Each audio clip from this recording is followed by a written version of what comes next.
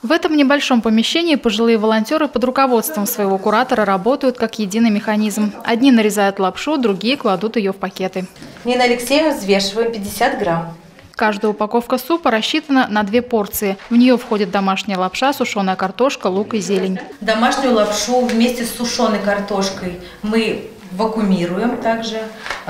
Получается, на 1,5 литра воды мы кладем всю эту смесь. И уже через 15 минут блюдо можно попробовать. Готовый суп из домашней лапши – это не только забота о здоровье военнослужащих. Это еще и привет из Татарстана, отмечают активисты. Эта лапша сделана с душой. Это, как сказать, будем даже говорить, может быть, и с молитвой. Это чтобы было все хорошо у нас на фронте. Мы делаем с любовью. Говорят, у стариков песок сыпется. Нет, у нас был это порох, не сгоревший в молодости.